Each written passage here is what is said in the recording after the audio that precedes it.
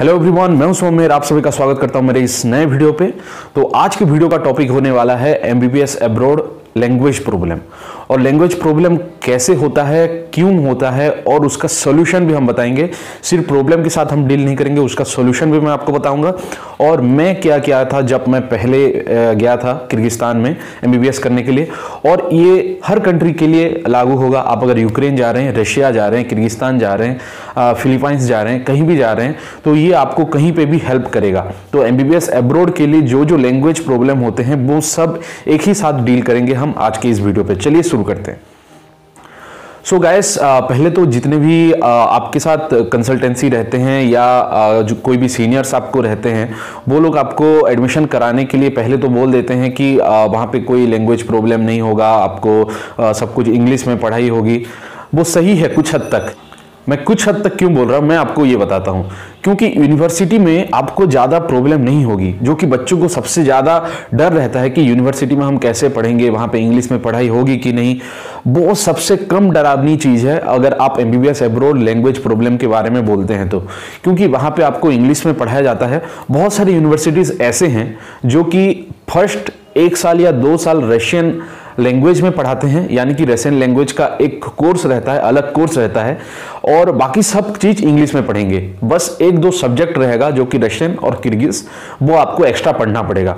और कुछ यूनिवर्सिटीज ऐसे हैं जो कि पहले कुछ साल इंग्लिश में पढ़ाएंगे 3 साल तक, इसके बाद 4th ईयर 5th ईयर आपको रशियन में पढ़ना पड़ेगा, टोटली रशियन पे या तो उनका जो यूक्रेनियन लैंग्वेज पे।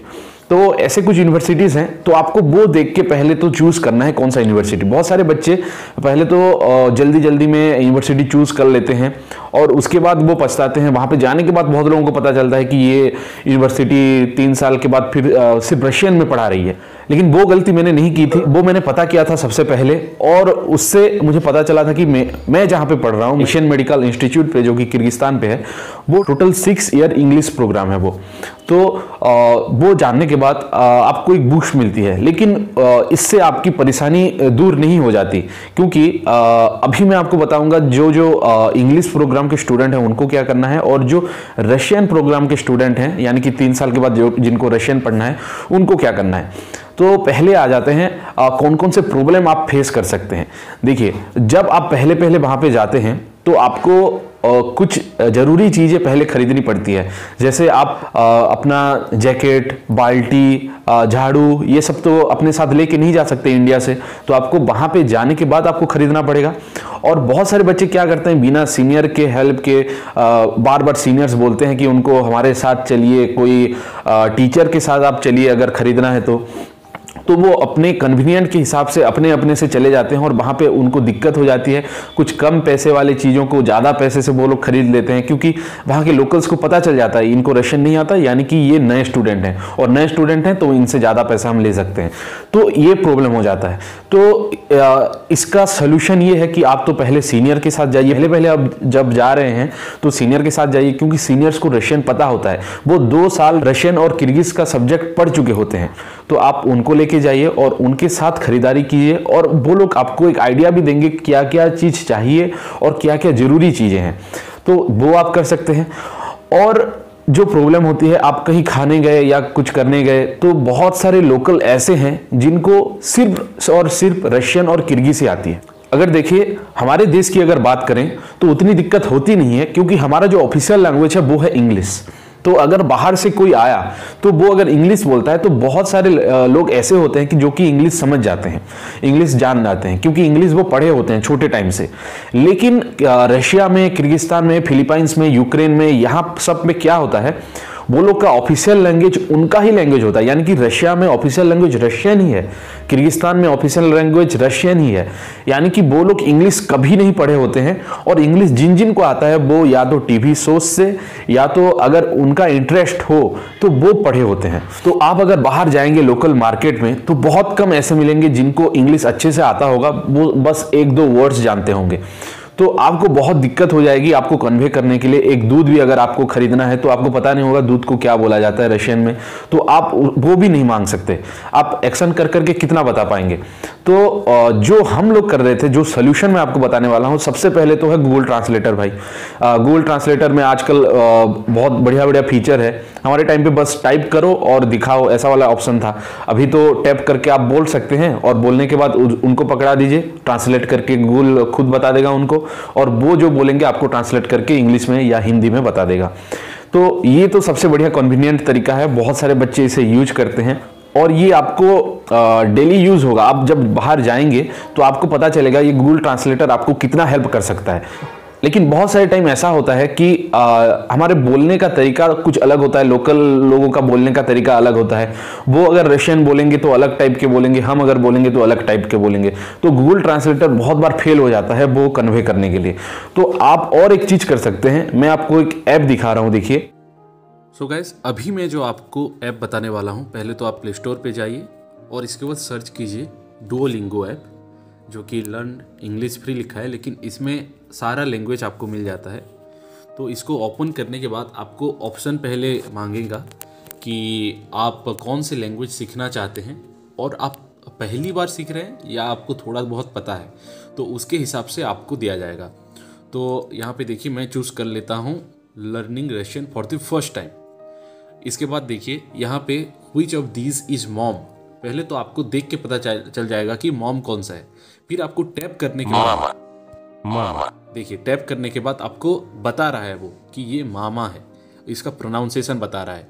इसमें आपको कोई दिक्कत इसलिए नहीं हो रही क्योंकि एम और ए रशियन में और इंग्लिश में दोनों में सेम है। लेकिन ऊपर देखिए, ऊपर लिखा गया है मोतर, मोतर यानी कि मोटर। तो पी जैसा जो दिख रहा है वो है र। तो आपको कौन कौन सा डिफरेंस चीज है वो देखना पड़ेगा। जैसे कि देखिए, वह मोटर में मोटर मोटर मोटर मोटर, तो इनका प्रोनाउंसिएशन भी थोड़ा अलग रहता है। इसके बाद ये देखिए रियुकज़ाक यानी कि बेक, दोम यानी कि होम। तो आपको ये देख के तो पहले पता चल जाएगा कि पिक्चराइजेशन हो जाएगा। एक चीज आप एक साथ नहीं सीख रहे, 4 चीज देखिए एक साथ सीख रहे हैं। इसके बाद आपको चेक करना है, इसके बाद आपको फिर से कंटिन्यू करना है, दोम। इसके बाद देखिए आपको ट्रांसलेट करना है। जैसे कि देखिए दोम यानी कि अभी हम देखे थे, तो हाउस कर लेते हैं। एता मामा यानी कि दिस इज मॉम। ऐसे करके आप सीख सकते हैं। तो ये आपके लिए बहुत ही कन्वीनियंट होगा। और जो लोग थोड़ा बहुत जानते हैं तो ऑलरेडी नो पे जा सकते हैं और टेस्ट दे सकते हैं, और उसके हिसाब से आपका स्किल सेट जितना है उसके हिसाब से वो बता देगा आपको। सो गाइस, जो ऐप मैंने आपको बताया डुओलिंगो, उसमें और बहुत सारे ऐसे फीचर्स हैं जिससे कि आप पता कर सकते हैं कि रेगुलर जो आप चीज़ें यूज करते हैं तो उसको प्रोनाउंस करके उसका जो ट्रांसलेट करके क्या हो सकता है, और ये आप सीख सकते हैं अपने खाली टाइम पे। और अभी देखिए कोरोना का टाइम चल रहा है और आप लोग सब घर पे हैं, और हर दिन बहुत सारे स्टूडेंट का मैसेजेस मेरे पास आते हैं, कॉमेंट्स मेरे पास आते हैं। सारे वीडियो के नीचे लगभग आप ये कॉमेंट देख सकते हैं कि कॉलेज कब तक खुलेगा, अभी हमारे पास करने के लिए कुछ नहीं है, आपका तो ऑनलाइन क्लास चल रहा है, हमारा कुछ नहीं चल रहा।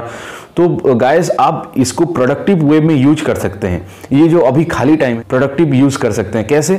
जैसे कि आप देखिए एनाटॉमी का कुछ चीजें आप सीख लीजिए। जो बोन्स हैं, सारे बोन्स को क्या नाम क्या है, बोन्स के पार्ट्स क्या हैं, और आप मसल्स के बारे में सीख लीजिए। और जो सिस्टम है, रेस्पिरेटरी सिस्टम, सर्कुलेटरी सिस्टम, आप 10th में 12th में पढ़े होंगे, लेकिन मेडिकल में आपको उसमें थोड़ा सा डीप जाना पड़ेगा। और वो आप जो मैंने बुक्स बताया है, एक वीडियो मैंने बना दिया है और उसका लिंक भी मैंने डिस्क्रिप्शन पे डाल दिया है, तो वहां पे जाके आप ये सब पढ़ सकते हैं। अगर आपने बुक खरीद लिया है तो बुक से पढ़िए, बहुत बढ़िया है। नहीं तो आपको बहुत सारे रिसोर्सेस मिल जाएंगे ऑनलाइन जिससे आप ये कर सकते हैं। और इस टाइम पे ये डुओलिंगो ऐप भी आप यूज कर सकते हैं और अपना जो फ्लुएंसी है, अपना जो डेली यूज चीजें हैं जो कि आपको सीखना चाहिए, वो आप सीख सकते हैं इस टाइम। सो गाइस, अभी हम आ जाते हैं, ये जो लैंग्वेज का सिस्टम है ये क्यों है और हमें पहले ही क्यों पढ़ना पड़ेगा ये रशियन। जाने के बाद आप तो नए स्टूडेंट होंगे, फ्रेशर्स होंगे, और आपको रशियन और किर्गिज पढ़ा दिया जा रहा है, ये बहुत सारे स्टूडेंट कंप्लेन करते हैं। लेकिन मैं आपको बता दूं ये सबसे सही तरीका है। और क्यों आप लैंग्वेज इसलिए पढ़ रहे हैं क्योंकि आपको 4th ईयर में, जब आप 3rd ईयर खत्म करेंगे, 4th ईयर में आपका ज़्यादातर क्लासेस मेडिकल प्रैक्टिस होती है। तो मेडिकल जाने के बाद आपको प्रैक्टिकली जो पेशेंट हैं उनके साथ डील करना पड़ता है। तो टीचर्स आपको बोल देंगे इंग्लिश में, तो वो बोल देंगे आपको कि आप डील कीजिए इनके साथ और क्या क्या है डायग्नोज कीजिए, इनको क्या क्या प्रॉब्लम है। तो आपको पूछना पड़ेगा क्या क्या सिम्टम्स हैं, क्या क्या साइन है, आपको देखना पड़ेगा।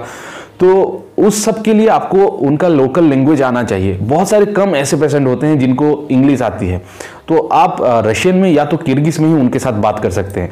तो अगर आपने पहले से ही नहीं पढ़ा होगा तो वो आप नहीं जान पाएंगे। और आप पहले फर्स्ट ईयर में अगर पढ़ते हैं 1-2 साल का अगर एक सब्जेक्ट रहता है, तो सब्जेक्ट पढ़ने के बाद आप जब भी बाहर जाते हैं तो सारा जो बैनर होगा, सारा जो बोर्ड होगा, सब रशियन में लिखा होगा। जितने भी लोकल होंगे वो रशियन में बात करेंगे, तो आपका डेली इंटरेक्शन होता है रशियन के साथ।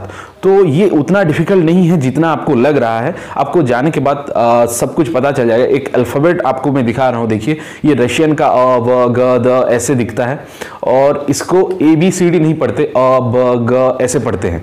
तो ये होगा आपके लिए थोड़ा सा चैलेंजिंग, लेकिन आपको इंटरेस्टिंग भी लगेगा। आप जब 10 साल के बाद, जब MBBS करने के बाद वहाँ जाएंगे, तो आप लोगों को बोल सकते हैं कि आपको एक इंटरनेशनल लैंग्वेज है। और रशियन एक ऐसा लैंग्वेज है जो कि ज़्यादातर लोगों को नहीं पता, यानी कि आपके पास एक यूनिक चीज़ होगा, तो उसका आप पॉजिटिव वे पे लीजिए। सो गाइस, आज की वीडियो में बस इतना ही। होप करता हूं कि आपको ये वीडियो पसंद आया होगा, कुछ इन्फॉर्मेशन आपको मिला होगा। अगर आपको पसंद आए तो लाइक कर दीजिए और शेयर कर दीजिए अपने दोस्तों के साथ, और उसके साथ साथ अगर आप नए आए हैं तो चैनल पे सब्सक्राइब कर दीजिए। Thanks for watching.